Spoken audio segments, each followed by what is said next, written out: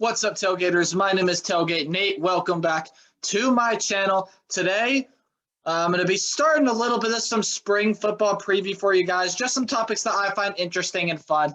Today, we're going to be looking at the top 10 quarterback battles to watch in the spring and beyond. So these are 10 teams that don't either have to replace a quarterback due to seniority or due to the draft, or just still have questions at the quarterback position, but mainly it is that first one. And just quarterback battles that, hey, I think would be interesting to watch. So before this gets going, leave a like on this video. Subscribe to the channel if you are brand new. It's free. It helps me out a lot. Also, ring that bell so you know when I upload and you don't miss a video. You can join Tailgate Nation that way. Leave a comment down below. Share this video with everyone you know. The 10 teams that I will be featuring are actually the same 10 teams that I found on a list from a reporter on CBS Sports. I'm not sure of the reporter's name. I just looked at it and I can't remember it right now. But all credit goes to him. I got names from him. I read a couple things, and I did some research on these prospects, so I am well up to date. We're going to go and start off in the SEC with the Tennessee Volunteers. And Tennessee they're not the best program, no, but the quarterback battle is still going to be interesting to watch. They have a new head coach. They do have a transfer coming in. You see him over there, Hendon Hooker, the senior, a transfer from Virginia Tech. In my opinion, he's the likely starter. I don't know how much competition there's going to be, but you do have Harrison Bailey, who started 3 games last year as a freshman, played in 6 games, so is going to be a true sophomore next year. Then you have Caden Salter, who was the number 6 rated dual threat quarterback in this year's draft class, so the class of 2021. Coming in as a freshman, he should make some noise, but I don't know how much he's going to push for that starting job. And then, of course, you have Brian Maurer. He has 4 starts and 12 games played over his career at Tennessee. I don't expect him to be much involved in this either. I think it comes down to Hendon Hooker and Harrison Bailey, with Caden Salter making a little bit of noise.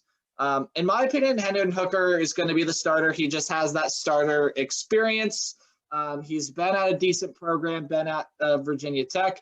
Coming over to Tennessee, it's a little bit of a different offense, but I do think that Hendon Hooker should be the guy for Tennessee.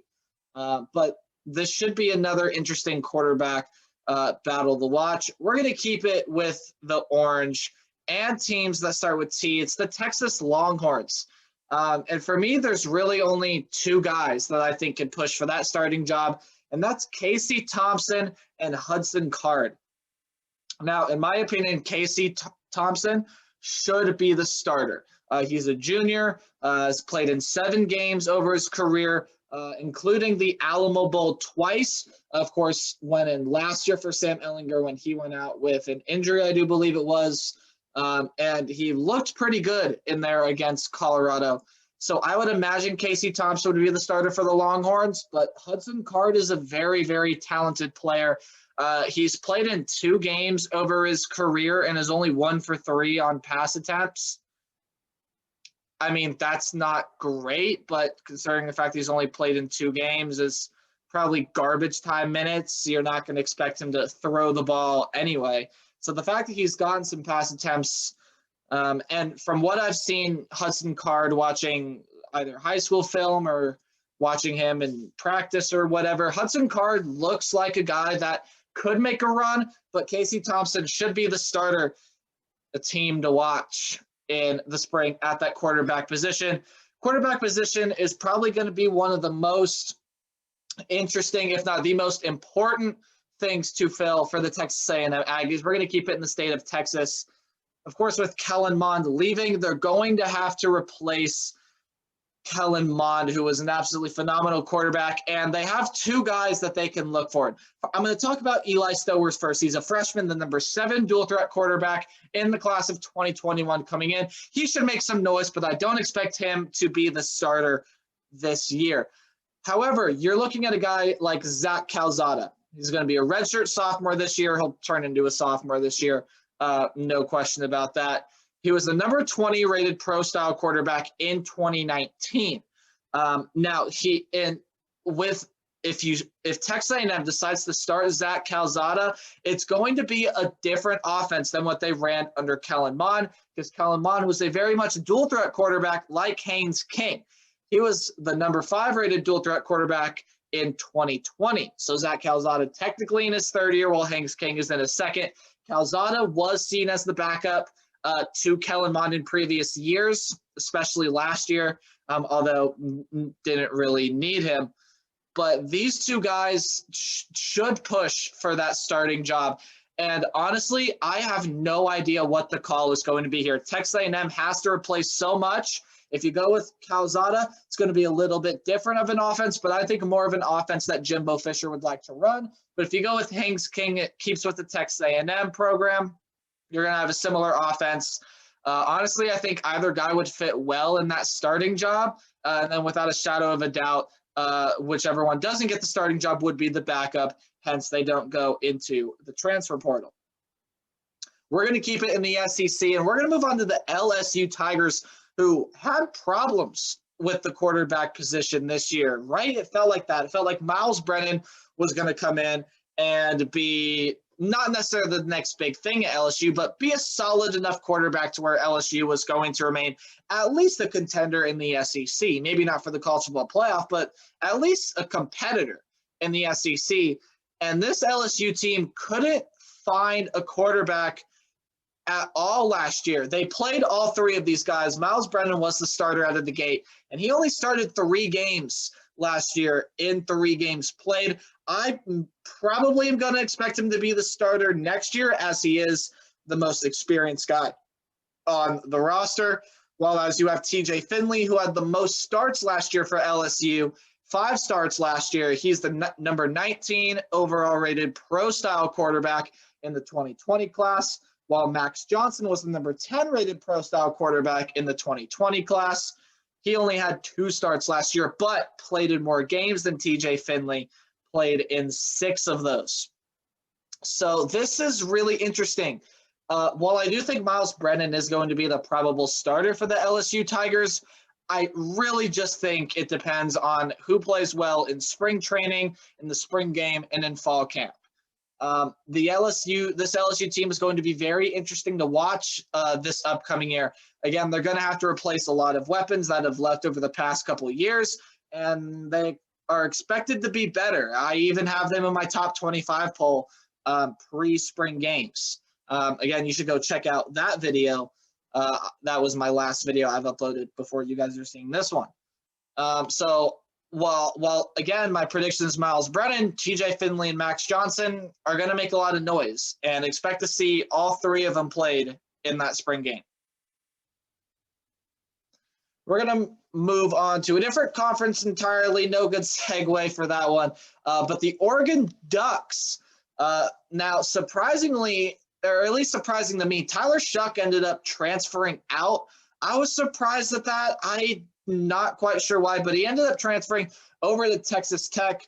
We'll talk about that here in a little bit. We'll come back to Texas Tech, not necessarily in the way that you would think, though. But the Oregon Ducks have 4 guys that maybe not necessarily are going to be push for the starter, but guys that can make some noise. So Anthony Brown is a 5th-year senior, and he got the start in the Fiesta Bowl against Iowa State. Tyler Shuck didn't play in that game. It was Anthony Brown, and Anthony Brown even played some in the Pac-12 championship game as well. Correct me if I'm wrong there, but definitely know he started that Fiesta Bowl, and he was solid. I mean, he wasn't great, but being the 5th-year senior, I don't see any way that Anthony Brown isn't the starter unless one of these 3 freshmen can bring the heat. Ty Thompson is the number 4 rated pro-style quarterback coming out of the class of 2021. He should make a lot of noise. Robbie Ashford last year was the number 12 rated dual threat quarterback. He's going to be a redshirt freshman. And then Jay Butterfield, who's also a redshirt freshman, technically a sophomore this year, but redshirts could be confusing. Number 5 rated pro-style quarterback in 2020. So they have a lot of great talent. It's just which one is going to show out. In my opinion, which out of the latter three are going to be the backup? I think Anthony Brown is going to be the starter here, but which of the three are going to push for that backup spot? I would think maybe it's Ty Thompson, maybe, but hey, maybe one of those three latter guys can make a push at the starting job. For now, I'll say it's Anthony Brown, but definitely going to be a position on a team to watch come spring and fall. The Michigan Wolverines, and here's where we talk about Texas Tech again, because Alan Bowman announced his transfer from Texas Tech. He is going to be a true junior this year. Again, the transfer from Texas Tech, and in my opinion, the probable starter. Has been the starter at Texas Tech since he got there, of course, when he wasn't hurt. And that's the main concern with Alan Bowman, right, is if he can remain healthy, I think he can be a solid quarterback. I know a lot of people don't really talk a whole lot about Alan Bowman, at least not in the positive way. Alan Bowman's not seen as a great quarterback. I don't think he's a great quarterback, but I think he's a decent quarterback. I think he has shown flashes. Alan Bowman has shown a lot of flashes. He just can't stay healthy. If he can stay healthy, he should be a good starter for the Michigan Wolverines. But standing in his way is Cade McNamara, who started 2 games last year and 4 games played behind Joe Milton, who is gone out, transferring to who knows where, hasn't announced as of recording this video. He is also a junior and should maybe make some noise at the starting job. Of course, Dylan McCaffrey out as well, transferring to Northern Colorado. And then you have J.J. McCarthy, who was the number 2 rated pro-style quarterback this year.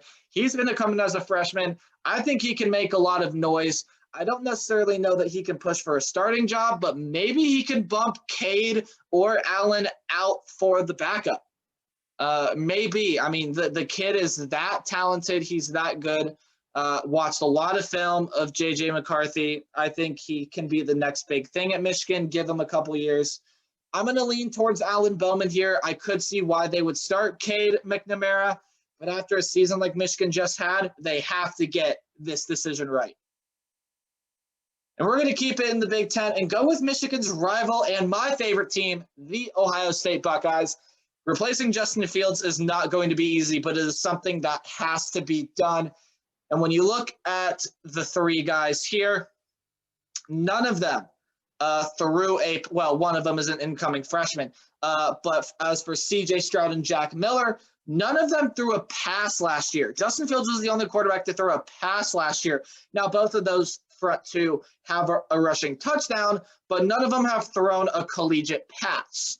So we'll have to see what happens this year. C.J. Stroud, again, a sophomore, was the number 2 overall pro-style quarterback in 2020. By the way, all of the number 3 pro-style, number 1 pro-style, that's all according to 24/7 Sports. So sorry, I did not mention that earlier. But I think C.J. Stroud's going to be the probable starter. And Ohio State's going to be one of those programs this year that is going to push this decision as far back as possible, especially with all the inexperience you have right here. They're going to want to get this decision right, and they're going to want to keep guys in it. For all the transfer talk, and guys can transfer at any moment, they're going to want to keep all 3 of these guys engaged. Now, while C.J. Stroud is the front runner, Jack Miller saw a lot of time last year as a sophomore behind Justin Fields, was the number 13 overall pro-style quarterback in 2020. Sorry, was a freshman last year. He'll be a sophomore this year. But again, number 13 pro-style quarterback in 2020. So Ohio State going to look to maybe not have as dual threat of a quarterback as they're usually able to, especially because the incoming freshman Kyle McCord was the number 3 overall pro-style quarterback in the class of 2021. And next year, they have a guy, I don't know if you've heard of him, his name is Quinn Ewers. The kid's pretty good, number 1 overall recruit in the country coming in. So Ohio State, this quarterback position is going to be very interesting to watch. And on a team that has to replace a lot of great talent in all parts of the field, the quarterback position is the most important. And it's the one that, like every other team on this list, they have to get right if they want to remain the best team in the Big Ten. The Notre Dame Fighting Irish might have a clear front runner, but the quarterback battle is never over. With college football, anything can happen. Jack Cohn, the fifth-year senior, is a transfer from Wisconsin. He's the probable starter for me. I mean, he's probably going to start. Jack Cohn started 3 years there at Wisconsin, or 2 or 3 years there at Wisconsin until Graham Mertz took over last year when Jack Cohn had an injury. And even when he was healthy, they still started with Graham Mertz. So decided to transfer out. Again, they have to replace Ian Book, who had a great season last year. But don't count out Brendan Clark. He's only played in 3 games, 2 as a freshman and 1 as a sophomore. But the kid has a lot of arm strength and a lot of talent. Drew Pine can also make some noise. Was the number 8 rated pro-style quarterback in 2020. Played in 2 games last year. And then Tyler Buckner, sorry if I pronounced that wrong, a freshman coming in, was the number 3 overall dual threat quarterback in the class of 2021. There you go. Again, clear front runner to me is Jack Cohn, but any of these guys can make some noise. The Florida State Seminoles have a very interesting decision at the quarterback spot. Most notably, they're getting transfer Mackenzie Milton, a grad senior, transfer from UCF. And I'm going to go ahead and say he's the probable starter. James Blackman is transferring out and didn't look that good anyway. And after, again, a disappointing season for Florida State, Mackenzie Milton looks to be the quarterback that Florida State needs. But that, again, pending the injury. Now, Mackenzie Milton has made remarkable recovery. I mean, nobody expected Mackenzie Milton to even be suiting up, even a thought about playing quarterback again. And he's almost there. He's almost there. He's almost back. I am rooting for Mackenzie Milton. I have been the entire way. I've always been skeptical about, well, what if he re-aggravates it? What if he's not ready to go? If Mackenzie Milton is ready to go, he'll be the starter. That is set and done. But if he's not, you can look to one of these 2 latter guys. Chubba Purdy, brother of Brock Purdy, who is returning for Iowa State this year.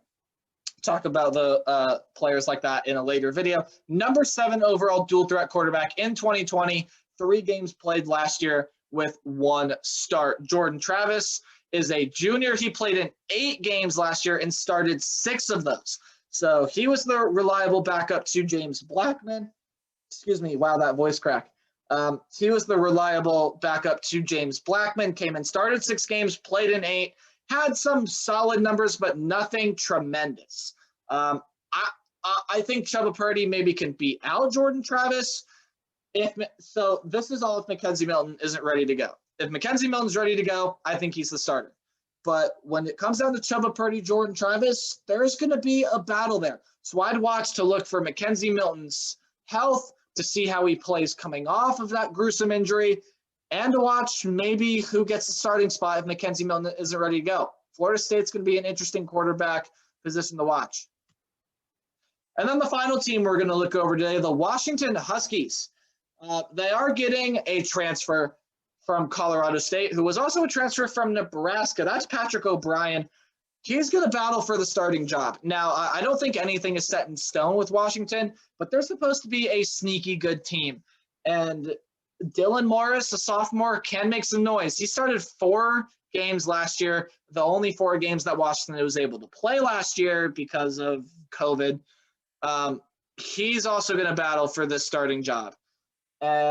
Just the way that he played last year, the way that he had Washington playing, it was phenomenal. One of the reasons Washington's supposed to be sneaky good, but Patrick O'Brien has more experience, so it'll be interesting to see there. And then Sam Huard is a freshman, was the number 1 overall pro-style quarterback in the class of 2021 and was the number 11 recruit nationally. So I think he's going to make some noise this year and later down the line. I do think Patrick O'Brien or Dylan Morris, either one of those guys are going to be the starter.